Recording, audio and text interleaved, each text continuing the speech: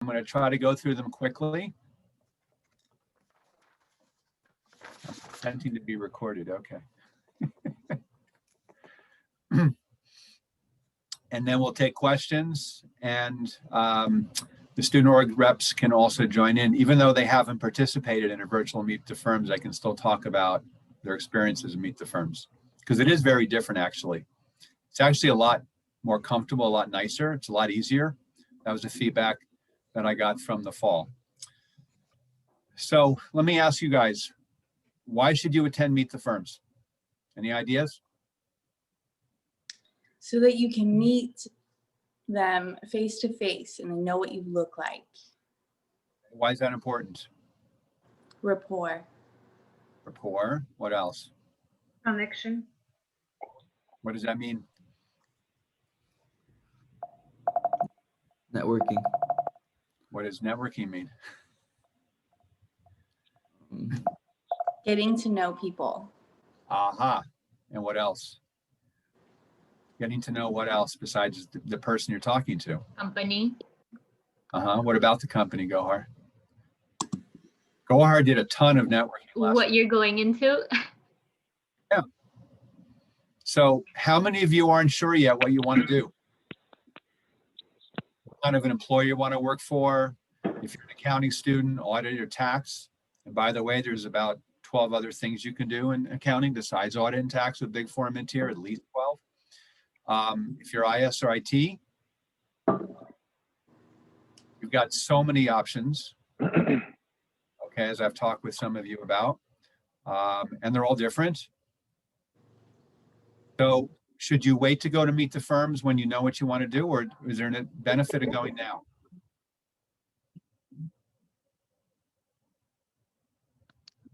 To understand your options if you're not sure what you want to do, because the person that you're interviewing or meeting with may have a job outside of audit or tax preparation that you can ask more questions about.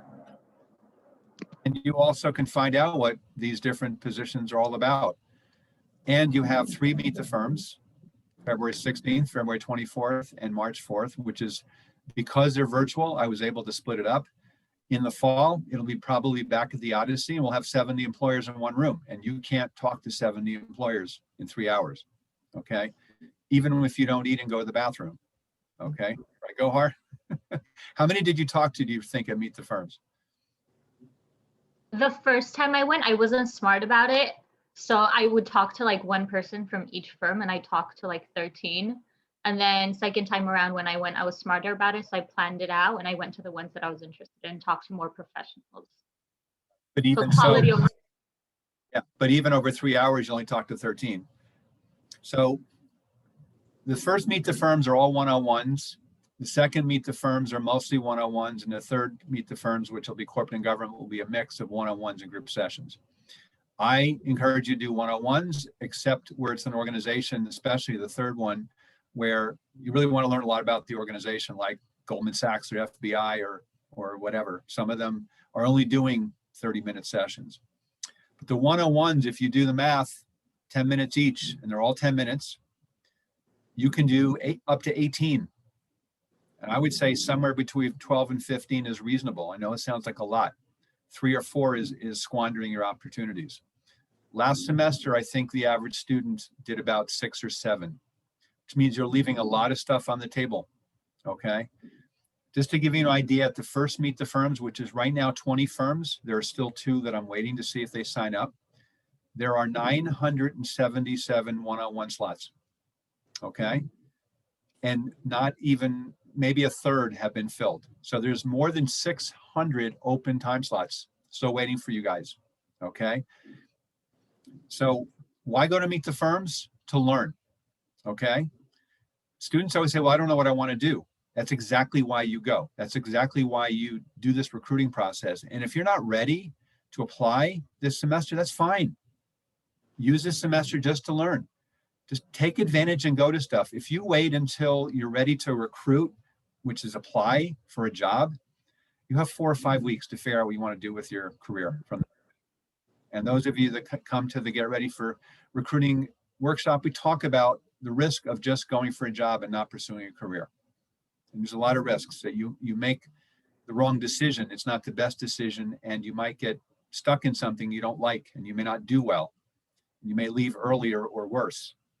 So it's really important that you take advantage of Meet the Firms and all of the networking opportunities. These student organizations are so active.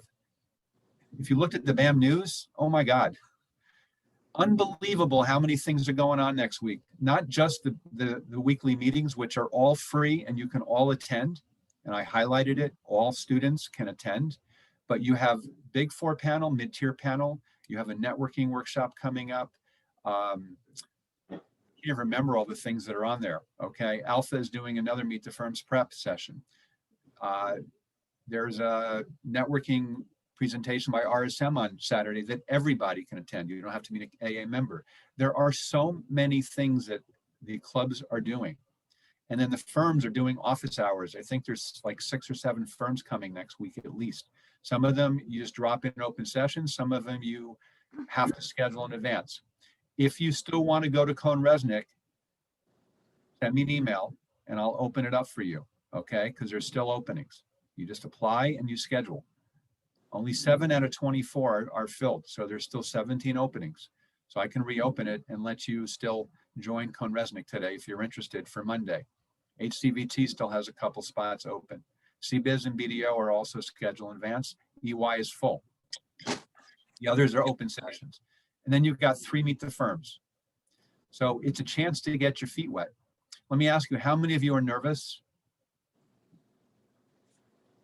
Okay, I appreciate your honesty. The answer is probably all of you, okay? Except maybe Chris. Right, Chris? Now, Chris will be nervous too, by the way, okay? Lauren, what about you? You gonna be nervous? Shireen? Of course. Not at all. Of course. So the big Meet the Firms that we do in person is overwhelming. So they can tell you, you know, those that have come before you, okay? And I'm going to have them chime in later. It is overwhelming. 600, 700, 800, even 900 plus people in the facility. Firms and employers all over the place, students running around like crazy with their heads cut off. And it's loud and you're waiting in huddles, you're waiting in lines. And if you're shy, you're afraid to speak. This one is so much easier. You know why? One-on-one, dedicated time. I talked to so many students in the fall and they all said the same thing. Outside of some technical difficulties, they were late, the professional was late, sometimes the camera didn't work. Once they got it going, 10 minutes, just conversation. It's only 10 minutes, so it goes by really fast. It's like firm office hours on steroids. And once you get going, you get very comfortable and you realize, oh, these are real people. They come to talk to you. They're not coming to interview you. They're not coming to interrogate you. They're not coming to make you feel uncomfortable. They want to make you feel comfortable. Believe me, most of these people have done this many, many times and they know you're nervous. So they're going out of their way to make you feel comfortable. And guess what? If they don't, check mark in the negative column. Okay, this is maybe not someone I want to work with. Okay, no harm done. But you got to get your feet wet. It's like anything else in life. You gotta do it and it gets easier.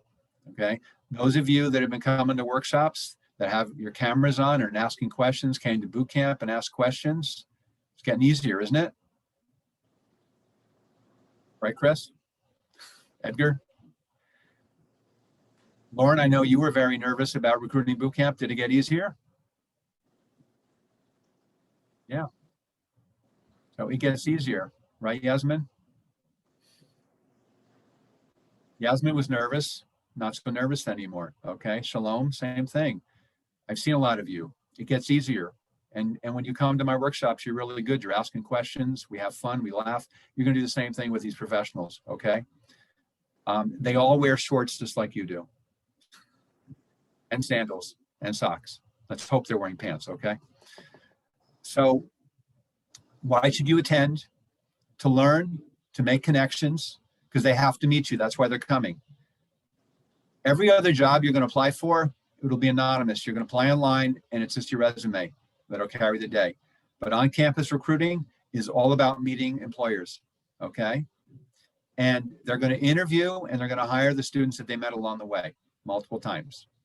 If you don't join in and you don't meet them, they're not going to know you, and they're going to compare your resume to someone else who they met 2, 3, 4 times that showed a lot of interest. You're going to build your confidence. It's going to get easier. And guess what? It's free. How much is the in-person Meet the Firms? You guys remember? $70, I think. No. It depends when you buy, right? It starts was with the- 40. 40. 40. Yeah, and then it goes up to 60.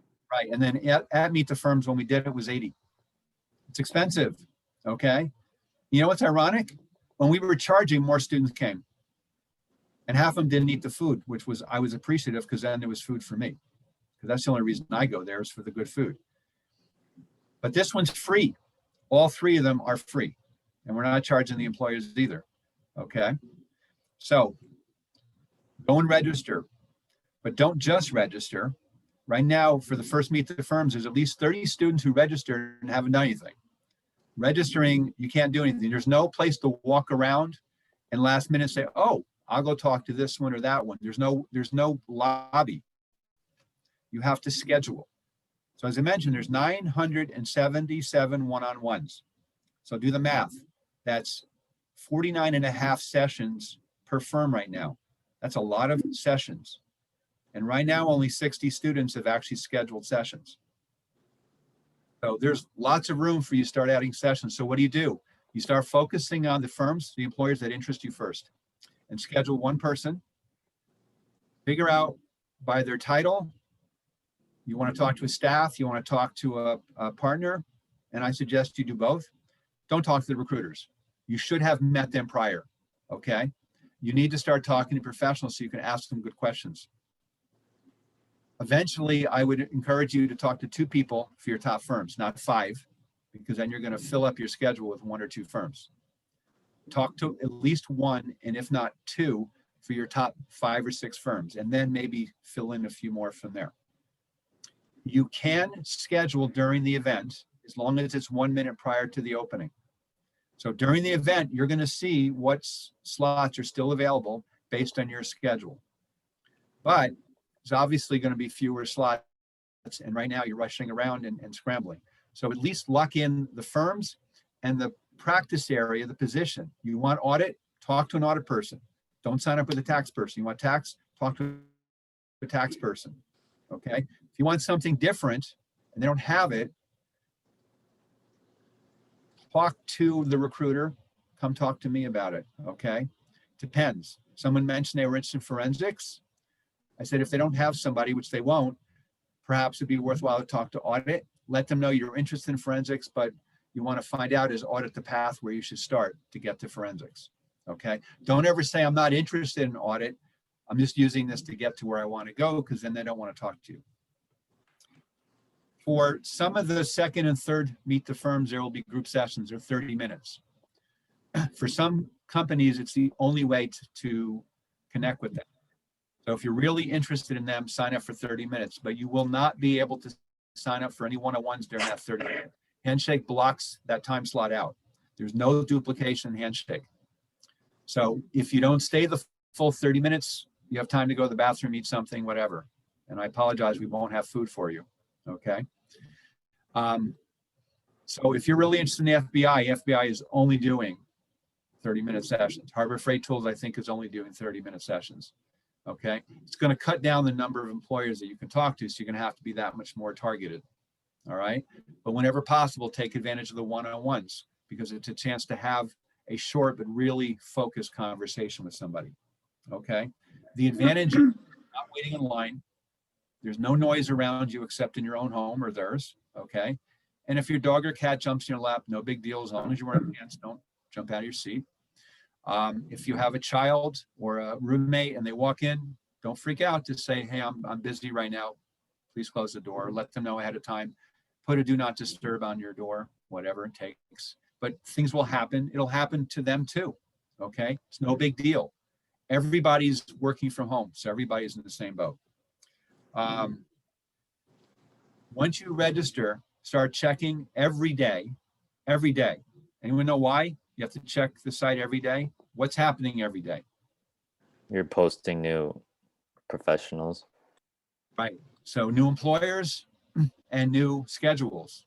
Right now, more new schedules, okay? The second and third meet the firms still have a long way to go. I think there's 18 firms and 387 sessions at the second one. And right now there's only 9 employers at the one in March because we're still 4 weeks out.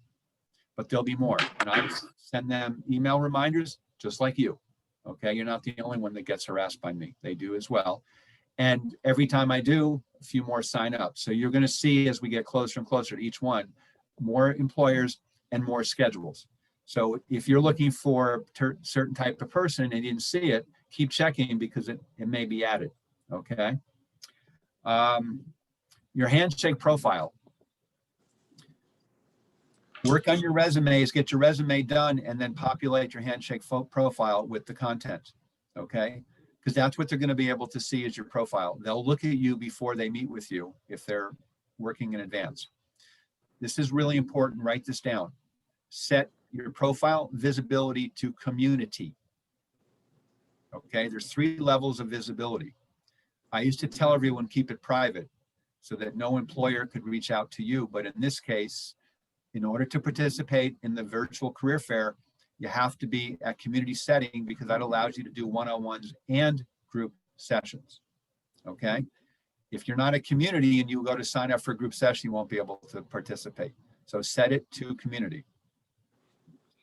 Can you begin registering for these time slots without your resume approved yet, Yep. as long as it's done before the meeting? Well, you don't have to have your resume approved. So you know what? It's up to you. What kind of impression do you want to make? Will I they don't have- see it before, like when you They can register, look or at will your they just? profile. Once you've signed up, they can look at your profile prior to meet the firms. Yes. Okay. And then during meet the firms, they can look at it. If you don't have your resume approved, do the best you can. But I would recommend that you get it approved, and you're going to need it approved in order to apply in Handshake. Okay. But more than that, because a lot of the companies now are having you apply directly on their websites. So not necessarily, some will do through Handshake, most are through the websites only, or both. You only need your resume approved. Okay, so I'm giving away something here. You only need your resume approved if you're going to apply for jobs on Handshake. And that's all jobs. That's a part-time job, that's an internship, that's full-time, that's whatever. Okay, but why do you want your resume approved by me? Because then you know it's ready. And your content is really good and it's formatted cleanly. And you now have good content for your profile and your LinkedIn profile for that matter. And you also should actually have a LinkedIn profile and fill it in, because guess what? They're going to look for you on LinkedIn as well. Firms are using LinkedIn more and more now to check you out. Okay. So take a beautiful photo, put it up on there, use the LinkedIn guide to fill in your profile. Starting March, I'll do LinkedIn workshops. So you can come to those. When Meet the Firm starts, you should be dressed nicely. I would recommend business professional. Okay, at least the top. Always have some pants on, literally just in case you spill hot coffee or somebody jumps on you. Okay, I was doing a one-on-one with a student and I heard a crash in the kitchen because the cat had gotten into the sink and the dishes were moving, and I jumped up. Thank God I had shorts on. Okay, you don't want to be one of those early pandemic videos where the guy was naked.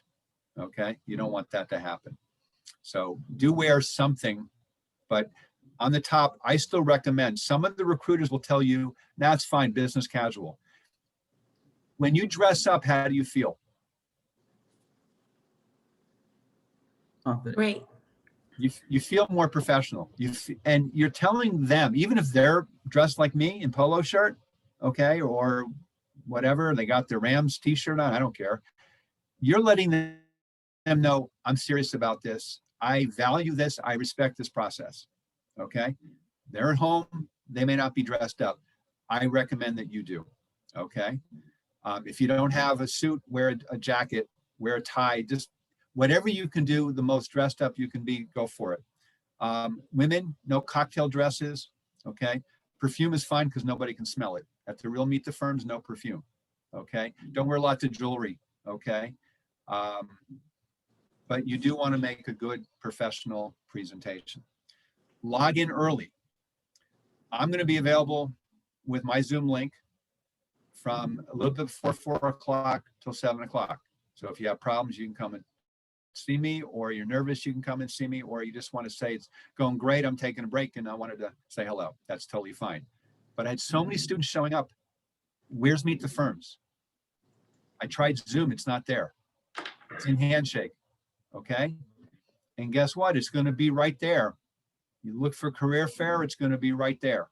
And then your schedule is going to appear. And to get into a session, you're just going to click on the link and it'll take you into the session. Sometimes the professional is there on time and sometimes they're not. Don't panic. They're having problems too because they're unprepared as well. Some of them don't show up, okay? C'est la vie. Most of the time, they will send you an email later and apologize and set up a one-on-one with you outside.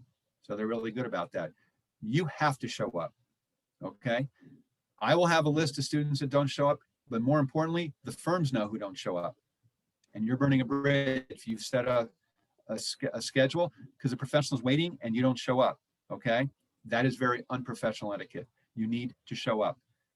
And they will know, and if you've applied for the firm, everyone in the firm is going to know, no, you didn't show up for your appointment. Same thing with firm office hours if you schedule and you don't show up. So don't burn bridges, okay? Students were really good about showing up last semester. I was really pleased. Take this seriously. This is really important. Even though you're not paying for the ticket, okay, still really important. If you have to, cancel ahead of time because then that opens up the session for somebody else to take it. And the professional is just sitting there waiting, okay? During this session, like I said, you can sign up to 1 minute. 1 minute. Okay. All right. The other reason for logging in early, not only to find your way, is to make sure your camera's working. You've got to be on camera.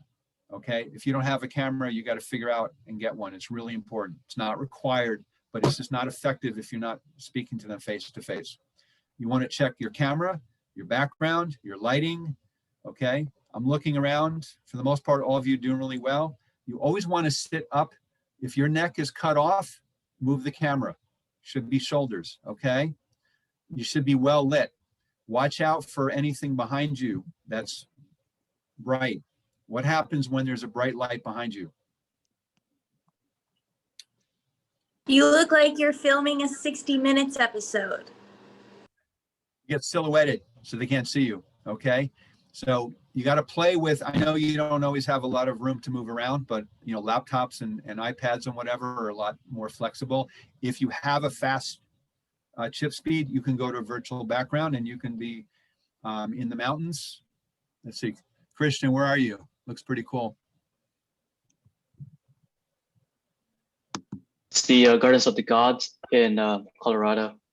Very nice. Okay, so you can even do this from Colorado, and Jaren's in San Francisco overlooking the, is that the Golden Gate? Yeah, very nice. Okay, and I'm sitting in my luxurious home in Beverly Hills that I don't own. Okay, so try virtual backgrounds. Zoom will tell you whether or not you have the bandwidth for virtual background. Okay, it's nice to do that, but if you're at home and you don't have a virtual, just make sure that whatever's behind you isn't cluttered. Okay, don't have any fans overhead. Okay, if you've ever seen the Twilight Zone, that's what the effect is when there's a fan going woo, woo, woo, woo around your head. Okay, it also changes the light. Check your audio. You can use a headset or a mic, whatever it is, but make sure it works. Okay, you're going to be nervous. The sooner you get logged in and you know everything is working, because you can always test it, you're just going to feel more comfortable. Okay, make sure that you are close to your Wi-Fi. If you're in a place where you're sharing Wi-Fi bandwidth, sit as close to as you can to the router, the modem, but don't have any electronics in between. So if you've got your cell phone, my cell phone's on the other side. Okay, I have moved my laptop, my router, and my modem around 100 times since I started doing this, to where most of the time now it works. You should have a little separation. If you have a really good Ethernet cable, it might work, but my Wi-Fi works better than the Ethernet. Turn off everything else on your computer. Okay, close all your windows, close all your applications, anything that's using computer and Wi-Fi, turn it off. Okay, if you have a lot of icons at the bottom on your taskbar, they are using up your CPU as well. If you have any questions, come talk to me and I'll give you some tips. I've done a lot of research about this because we're all struggling with our computer speed and our Wi-Fi speed. Okay. Should you smile when you're talking to them? Of course. Of course. Yes. Practice your smile. Okay. Be prepared. Know things about the employer. Know what positions are open and what you're applying for or interested in. Take notes, just like I have right here on the desk. It's very convenient. Okay. Be ready to share some things about yourself, what you're interested in, where you are in your program, when you're going to graduate. Okay. They may ask you anything and everything. Have your resume in front of you in case they ask you off your resume. Okay. Get their email address prior to the end. One of the problems students had last time was they waited to the end of the session and it was sent in chat from the professional, and then they closed the session and it went away. When you close the session, the chat box goes away. So get it early. Okay. You have 10 minutes. Always get there on time. Get there early. Okay. And then watch the clock. They may not have another student after you and they'll run over, and they can, but you may have a 10-minute waiting after that. So let them know, I'm sorry, I really appreciate, our conversation. Thank them, but I have to go to my next session. So you have to manage your time. Don't rely on them to do it. They'll get lost with it as well. Okay. They're humans. I think that's pretty much it. So. I think Aren had his hand raised for a while, so I think he put it down. Say, do any of you want to share any of your just general Meet the Firms tips, or you just want to wait for them to ask questions? I was just gonna ask a quick question about the virtual background, but I think that pretty much got answered for me. Would a background like this be okay? Because I don't think there's anything too distracting. Yeah, that's fine, right? Fine. Yeah. Awesome. You will be surprised. They're going to be in their homes, in their bedrooms. Mhm. They'll have lighting issues as well. Yeah. We're all getting better at it. You guys are getting better at it. I've noticed. One of the things that I've noticed about just the whole Zoom thing, the video chat, is generally speaking, you're a lot more comfortable than you would be in person. You make better eye contact. Okay. Yeah. So when you go to meetings, have your cameras on. When you go to events, have your cameras on, because the firms are going to remember you when they see you. Okay. If you're hiding like a lot of you are right now, they're not going to know who you are. Okay. I have watched this process now since the spring, and from the recruiting boot camps, the two of them that we did, the students that had their cameras on, that asked questions, guess who got interviews? They did. Okay. Once you qualify, doesn't matter if your GPA is 3.99 or 3.2. Okay. Doesn't matter if you have accounting or IS experience or not. Okay.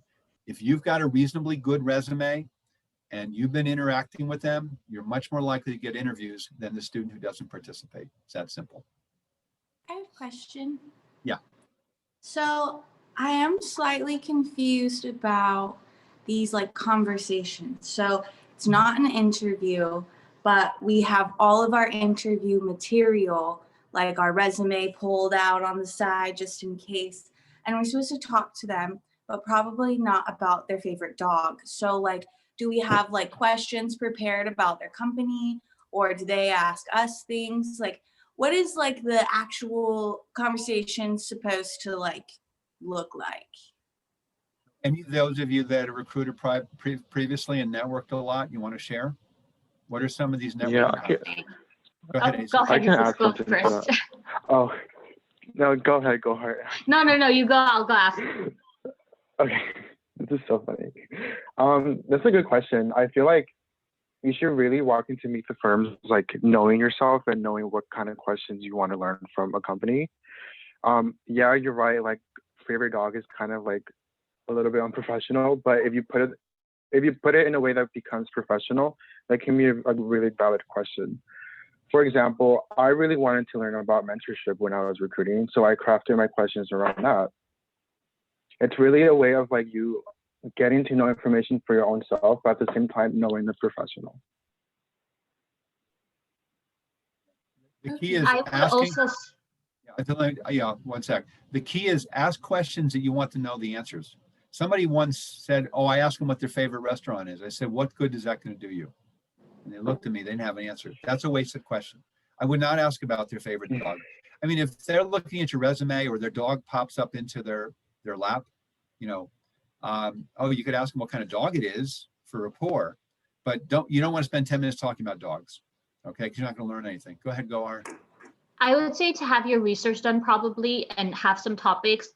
What I did was I researched the firms. I found out some industries I was interested in, some clients that they had that I was interested in, you know, just some professionals that I knew that I had questions about.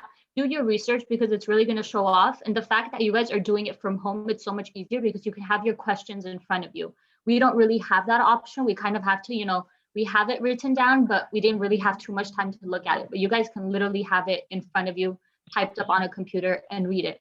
Having questions prepared in advance is very helpful.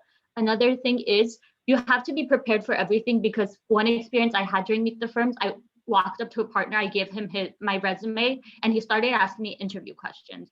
So you kind of have to like know your resume before your interview too. Just because it's Meet the Firms doesn't mean you can't get interview questions. I had that experience and he kind of just picked a portion of my picked a portion of my resume and started asking about my experience and what I learned and, you know, what my experience was like with my coworkers. So kind of know your resume before walking into an interview. Expect unexpected when walking to Meet the Firms.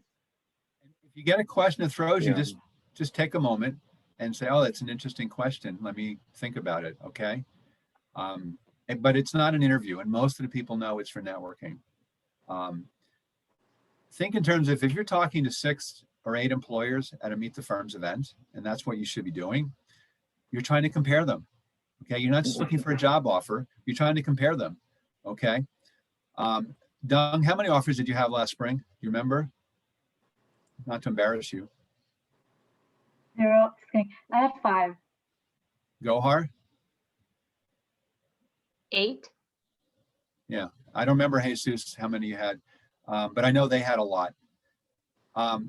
They had to do a lot of research, okay? And they also had a lot more time because they had until mid to late June to make a decision. You're gonna have less time this spring. May 1st is gonna be the first deadline for a lot of the firms. So networking is about doing your homework. It puts you on an even level with them because they're trying to differentiate you from each other. You're trying to differentiate them so that you can make the best decision for you based on what's important. That's why I've been doing this workshop now for the last few weeks, get ready for recruiting, because that's what it's all about. It's not about getting a job, okay? Some of you will get one offer and you'll accept it, okay? I hope it's a good decision for you, but ideally you would like to get more than one so you have a choice. Go ahead, Jesus. I was just gonna add, the way I kind of did it in person when I kind of approached a professional, I made sure to ask either 2 or 3 really valuable questions that I really wanted to know. And then I will kind of like look around my surroundings and notice like no one was around me. And then I just straight up told the professional, hey, like I've noticed no one's like in line with me. Like, do you mind if I ask you like, what do you like to do outside the office? Because when you make those personal questions, that's how you really make the connection, and that's how they're going to be when you send your follow-up emails. What you I were saying realize- about the 2 or 3 questions, don't be scared to ask if you can relate the same questions to multiple firms. Don't be scared. That's good. That's a good method to ask the same questions to see how their answers compare and jot down what they say. Because when it comes to deciding as to who you're more interested in or what stands out for one firm rather than the other, how they answer to the same question is going to make a big difference to you. Wait, both of you, Can you hang on one sec? Let me just add on, Ivory. So there are 2 guides that you can use, okay? One is the Career Success Roadmap and Planning Guide. And there are general questions about how to differentiate, you know, large firms to small firms within public companies and government, how to compare them. Then in the coffee chat guide, there's more specific questions that if you're talking to staff, you would ask them certain questions. If you're talking to a manager or partner, you would ask them different questions. Don't ask the question because you think it sounds good. Ask it because you're going to actually listen to the answer and it's going to help you make a decision. It's really, really important. Okay. Don't ask questions like, what's your greatest challenge? Too generic. Okay. Don't try to impress them with some big question. Ask them really basic things. You guys don't know what auditors and tax people do. So ask.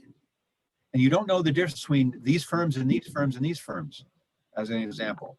Okay. And if you're an IS student, you may not know if there's a difference between a business analyst and a data analyst or a systems analyst. So get curious, and that will drive your questions. Okay, go ahead, Ivory. So one of the things that I think is really important to me when sitting in the same place with people over and over again is like the culture, like the company culture. When you guys met these firms before, did you find any good ways to ask about their company culture? Because I mean, that's kind of like a difficult thing to quantify sometimes. Oh, So don't ask about culture. Ask Yeah. specific things about culture. In the career planning guide, there are those 25 factors. Okay, like support. What happens when someone makes a mistake?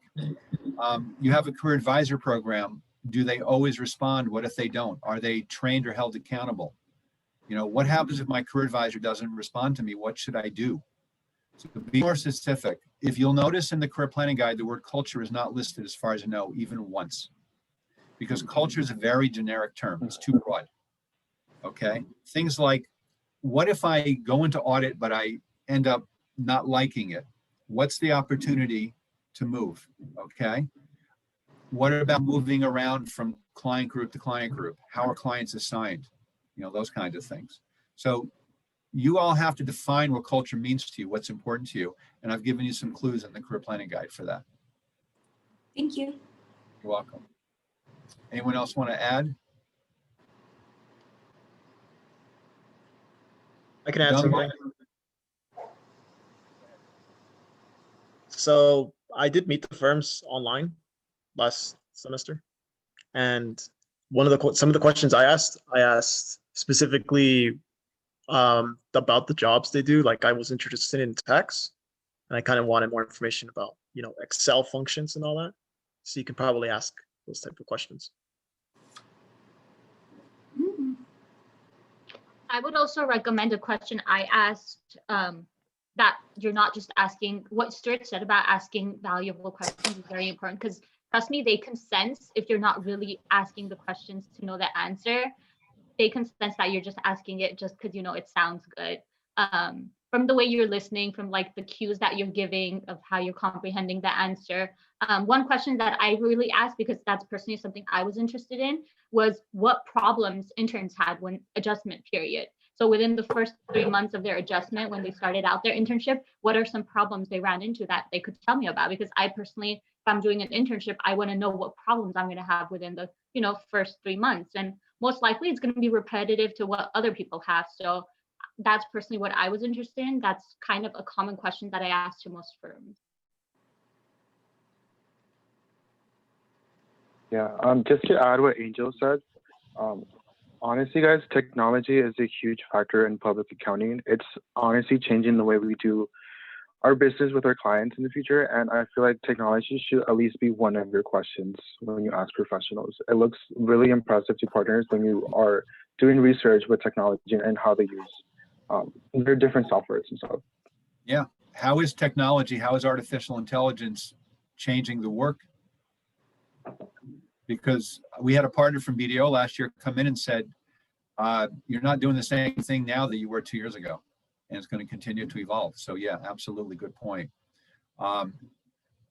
If you have any interest in AI, there's a Deloitte Tech Trends 2020 report. It's a year old, but it doesn't matter, that I post on the EY Center website.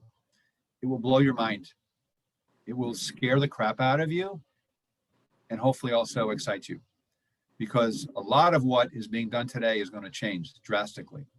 So the bad thing in a sense is, guess what? You're going to work a lot harder and compete a lot more, and a lot more will be demanded of you. But the upside is your jobs are going to be a lot more interesting, a lot more challenging, a lot more thinking, because the stuff that is being done now that's rote, that's repetitive. I mean, just think about the fact that people are still sitting at a keyboard and typing information into a text software. That's ridiculous, because they got that data from somewhere. That data should be able to flow directly into the text form itself. And you should be doing more review and research to figure out whether it was coded correctly and went into the right box. Okay. And whether there's other places you can find, to help lower the tax liability. You're going to be more and more having to use your brain. So yeah, really good point, Jesus. AI is going to be humongous. Next 10 years, your jobs are going to look very, very different. Okay.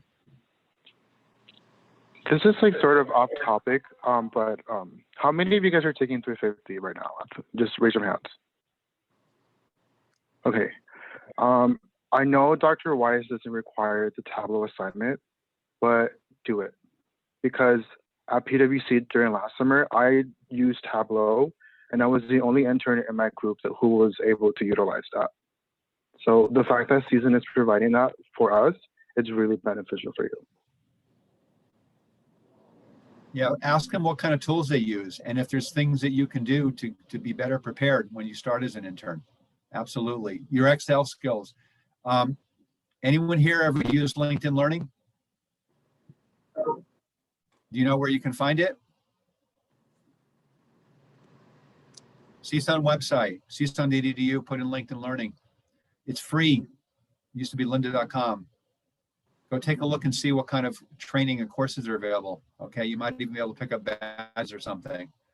Dung, what did you do with LinkedIn Learning? Oh, so I'm taking like a macros course right now. So it's like coding for Excel, and it's actually kind of cool. So like it, yeah, I'm gonna nerd out, but it's cool. You guys should check it out. Yeah, but you already, those of you that have, so I'm trying to think, I think Brianna, you did internship already, right? Yes. Did you use Excel a lot? Yeah. Yeah. Some of the training, they actually had us go on like LinkedIn Learning to get some like certificates and stuff. So yeah, and you can put them on your resume and put them in your profile. Absolutely. It's free. Take advantage of this stuff. You're going to have to know Excel. You're going to have to be a whiz at Excel. Okay. Otherwise, you're going to struggle. Every student that's come back from internship says, I couldn't believe, number one, how much I used Excel. Okay. And they don't teach it at CSUN well enough. They don't teach it at community college well enough. Okay. I know, because my own student assistants, when I show them basic stuff, they don't know how to do it. And I'm not an Excel whiz. I don't know how to do pivot tables or macros. You're gonna have to do all this stuff, and even more so with AI. Okay. You're not going to just fill in cells. Okay. The computer's going to do that. Okay. You're human beings, you're going to have to use your brain. Any other questions? I just want to add to the Excel part. If I had the time, I would be spending as much time as I could learning Excel. Because, I think I had 2 days off to do anything, and I spent that day learning macros and VBA on Excel. So I would really recommend it. Like, even when I had interviews with like Big Four, they asked me about my Excel skills. So that's pretty huge. This is why in the resume, even though the recruiters say, oh, just put Microsoft Office, don't list it out. This is exactly why I want you to list it out, because Dung can put on a resume Excel macros. Okay. You guys can't. So guess what? She already stands out now. Okay. She already got her 5 offers or whatever, but If we are like just have a basic understanding of Excel, like from our basic computer literacy classes from our junior school, should we leave Excel off our resume if we don't have the advanced skills like macros and stuff? include it. But if you've got pivot tables, VLOOKUP, macros, I don't even know what else there is because I'm not an Excel whiz. Okay. Then you can add that. But if you have some, at least basic knowledge, problem is the Comp 100 doesn't teach you guys, okay? You should know a lot more about Excel and Word than I do, okay? Because I'm a novice. Word, I'm pretty damn good, but Excel, I'm a novice, okay? I can put a simple spreadsheet together, and I can link them, and that's about it. I don't remember how to do VLOOKUPs anymore. I wish I did, because there's times when it's really helpful. But you should learn how to do these things. You're just gonna have to in your job, okay? I was shocked at how much Excel is used out there. So really good points. And yeah, I would spend a day learning VLOOKUP and doing a bunch of VLOOKUP practice, because that's really used a lot in firms. You even learn XLOOKUP. There's an XLOOKUp. Fun fact. It's an H lookup. Yeah, I know it's what it HLOOKUP. is. So Dung, are you doing tutoring for $50 an hour now? Teach them how to For use Mac? Excel, I'll do it for free. It's so fun. Wow, what a deal. I was trying to set her up in Wow. business. Look at that. You can't beat that. You are nerding out on us. That's cool. I'm teasing. Sure. I think Ruben has been having his hand up for a while. I can't see hands up. So go ahead, just ask. Yeah. Sorry, I forgot to put it down. My bad. Go ahead, Ruben. I forgot to put it down. Sorry about that. Oh, okay. Oh, okay. Sorry. Any other questions? Yeah, if we get our resume approved next week, we just post it in the chat as soon as we meet with our scheduled meetings on Feb 16th. No, actually, you'll upload it to Handshake, and that's where it gets approved.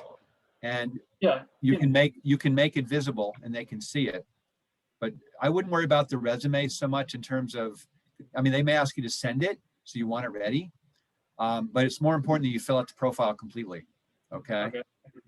That's and what you- also, sorry, and also is GT doing sessions? Because I didn't see them in any sessions. What? Is Graham Thornton doing sessions on February 16th? Oh, yeah.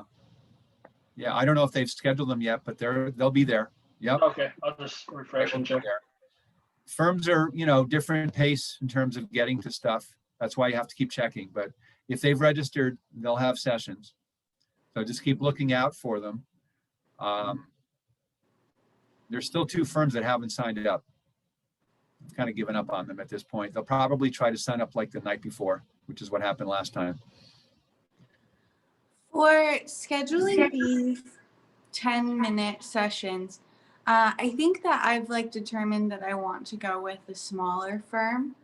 Does that mean I should avoid scheduling with bigger firms to prevent wasting their time, since that's not really the direction I'm going? Or should I at least pick 1 or 2 to talk to so that I can get an idea or to compare the firms that I do talk to that are smaller to the big ones? Or is there value in talking to the large ones anyway? If you're open to large ones, there's value. If you're absolutely not interested in a large firm, then just talk to the smaller. So the first one is Big Four mid-tier, but there are smaller mid-tier. Okay. ACVT, Weaver, Baker Tilly is a national firm, but it feels smaller because Squire Milner was a regional firm. Clifton Larson Allen, which hasn't signed up yet, I don't know if they're coming. They're a national firm, but their offices are small. So that's part of the research too. You can work for a large firm and work for a small office. Who else? Singer Lewak is a small mid-tier. And Greenhouse and Jenks is actually a local firm. They're actually, their office is mid-sized, but it's a local firm, and they have a local firm culture. But I would definitely start doing your research on the regional local firms that are coming to the second one, because right now there's only 18, but last time we had at least 25 or more, and you may have to choose based on location, based on size of office. By the way, if you want to know how big a firm is overall, you can look them up on LinkedIn. It'll give you the total number of employees, which is an estimate because not everyone's got a current LinkedIn, but it gives you an idea. So if you look up Gift Side and it says 38, then you know they're a small firm. If you look up Deloitte and it's 300,000, you know they're huge and everything in between. Some of the firms have multiple offices. If you look up, let's say, RSM, and it says 25,000 employees, well, they're not all downtown LA. Go and filter it by Los Angeles, and that'll tell you how many employees actually work in LA approximately. Firms that have multiple offices, like HCVT has 9 Southern California offices. You have to go to their website and notice that they have 9 different offices, and then look and it says 600 employees. Well, do the math. That means the offices are anywhere from 100 to less. Go ahead, And then- Brianna.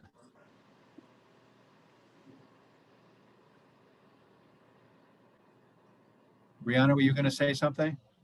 No. Oh, okay. I Other have a questions? question.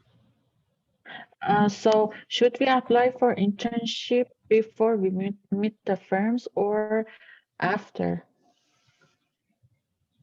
Go hard, you're shaking your head. Go ahead. When it was in person, the deadline used to be the night of Meet the Firms, right? I'm remembering that right, sir, right? When we were in Register? person, the deadline would be the night of Meet the Firms, right? Because I remember some people would leave it last minute and be very stressful. Because trust me, the last thing you want to do after Meet the Firms is sit down and fill out applications. And the applications are way longer than you think. Each application takes about like 25, 30 minutes, especially if it's your first time applying. If you're applying again, then most of your information is already there if you've saved it. But if it's your first time applying, I would say, yeah, you might think it's a good idea to apply after because you get to speak to them and find out if you're actually interested. But I would say, personally speaking, I did all of my applications before I even got to Meet the Firm. Try to do them as soon as possible because you'll have that out of the way. It's one less thing to worry about. But make sure you're ready. Make sure you're ready. You apply to too, yeah. You'll But know make who sure you're applying. ready. In Handshake, it'll show you with the application deadline and my list if it's current, and I don't know because I can't check out every firm and every position, but I have the application deadlines, but always check Handshake and then go to the company website. So February 17th, Baker Tilly, because they're doing early interviews in February. February 18th is HCVT. Those are the first 2 quick ones. Big Four is actually due February 23rd. Okay, their website might say March 1st, but it's February 23rd. All right, so follow that. Don't wait until February 23rd to do Big Four, especially if you're going to do 2, 3, or 4 of them. It could take you more than 30 minutes. And if you wait until the night, their website could slow down or go down because everyone's waiting till the last minute because we are the procrastination society. So don't wait till the last minute. I would wait till after Meet the Firms for those firms that don't have an immediate deadline. You have time between the 16th and the 23rd to get the Big Four done and some of the other mid-tier firms. But notice they're going to start happening really fast. But they're all over the map in terms of when they're due. So like everything else, do your time management and write down the firms that you're interested in, write down the deadline dates and put it in your calendar, 2 or 3 days beforehand. Don't post your resume the night of that you need to apply on Handshake.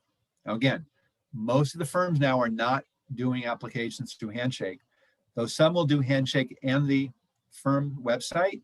Okay, a lot of them now are only the firm website and some are only Handshake. But if you need to apply through Handshake and you post your resume at 10:30 that night, what do you think is going to happen to your resume? Who's going to review it at 10:30? Anybody? Anyone think I'm going to be checking at 10:30? No. When I know there's a deadline, I will check until 9 o'clock at night. And at 9:01, I actually shut my computer off. You know why? Because you shouldn't have waited. All right. Every semester, students wait until the last minute. And the next day, they send me an email. Hey, I couldn't apply last night. Yeah, you waited to the last minute. Okay. Don't wait till the last minute. Imagine now you're working for a firm. Okay. And the tax return is due March 15th or April 15th. And you're like, oh, I just couldn't get it done. That ain't going to fly. So part of my approach is holding you responsible. Because if you can't be responsible about this part of the process, which is so important to you, then you're not going to do well in the real world. And you're going to make excuses. Okay. So I've told some of you that, you know, I'm somewhat of a hard ass. I even told that to Dr. Ven, my boss, but I'm doing it for a reason. I'm holding you accountable, not trying to give you a hard time, but I'm holding you accountable because you have all the time in the world. I know you don't have any free time, but you have all the time in the world to do these things. If this is something you want to do, if you want to go and work in a profession, you want to work for a large firm especially, you're going to be held to really, really, really hard deadlines. Okay. I know because I talked to the alumni. Okay. One guy left after 1 year. He said they had ridiculous deadlines. They kept coming at me. They kept emailing me all times of the day and night. My phone never stopped ringing. He said I couldn't even close my computer. I had to get it done by 8 o'clock the next morning. So this is not stressful compared to what's going to be like in the real world. So those of you that can keep up and get it done on time, you're going to be fine. Okay. And the firms want to hire you. Those of you that are late and you make excuses, the firms don't want to hire you because you're not going to be successful. I'm just being really straightforward. I'm not a hard ass. Okay. Same thing with your resumes. I want your resumes really good. I will pass them if they're mediocre, but not if they're terrible, because you make a bad impression on yourself and you might even burn a bridge. And the firms know what's available to you. They know that you have an EY center. They know you have 4 student organizations and you have tons of student mentors, the ones that are here today and the ones that are on the boards and the directors. They have all gone through it and they're all willing to help you. Okay. And they have mentorship programs and they're all willing to help you. Dung is willing to help you with Excel for free. So take advantage of all the resources, and the firms know that you have these resources, so they hold you accountable. This is why they all wrote me those quotes. It said, we interviewed and hired the students we met multiple times, because those are the students that put in the effort in the fall and every previous semester. The students before you that have all landed put in a ton of effort. Okay. Gohar, how many times do you think you and I talked last spring when you were recruiting? A lot. Even before that, I feel like during the recruiting time, I didn't have as much time to talk because it's a lot. You guys don't even worry. You guys have it so much easier now because when you're in person, it is so overwhelming when you have all of these events that the firms are inviting to and you have to attend, and they tell you you can pick some and not attend others, but then you start thinking it's going to look bad if I attend this one and not the other one. So you get stuck and you're driving downtown and back like 7 days out of the week, and it's just you have no time for a class. It's very overwhelming in person, so you guys have it really easy. Take advantage of everything you have right now. You've got all these students that will help you, okay, and they're easy to find because they're all on the boards. They're presidents or they're VPs. They're all on the boards and they've all landed. They've been through this process, even though it's different. But last spring, the second half of recruiting was all virtual, and it was really hard because nobody was used to it. Now you're all used to it. So it's actually easier, and the firms are more used to it, and they've all used Handshake for the fall. So most of the professionals will be better prepared. So things are a lot more smooth. I remember, last spring we were just all scrambling and trying to figure out, but I know especially Gohar, we talked so many times all the way through that process, at least 3 times when she was trying to make decisions between her offers. Okay, so take advantage of all the resources, all right? This is going to be very demanding. You're not going to sleep until after May 1st, and then you got finals. So what is it, May 17th or 20th? Then you get to sleep, and you can go hibernate like it's winter, okay? But until then, it's going to be demanding. But guess what? You're all going into an extremely demanding profession. I think you're all nuts, okay? You guys are going to work crazy hours for the next 40 years of your life. I think you're all nuts. Your professional resumes will outshine mine, but my leisure resume will outshine yours any day. Because I played my whole life, and that's why I'm retiring, because I want to play. So get used to it. This is easy, okay? So many of our star students that went into big firms and worked really long hours couldn't handle it, and they thought they were prepared. This is easy. Any other questions? By the way, Rosie, before I forget, I think you signed up for CohnReznick, but you didn't pick a spot. Yes? For the from office hours? Yes. Did you pick your spot before 12 o'clock? Not yet. All right, well, it closed. So after this meeting, I'm gonna open it. Go select your slot, okay? I sent you an email. All right. Okay, thanks. I'll open it up for an hour. Any other questions? You guys feel any better? A little more prepared? How many of you are still nervous? Yeah. You should be. It's normal. It's okay. Dung is still nervous. You shouldn't have to do it anymore. Come on, Dung, you're president. Look at that, president. She's still nervous. She's still shy. I think Dung actually paid rent to the EY Center. She lived in the office, right? Yep, took naps in those rooms. It was great. Yep.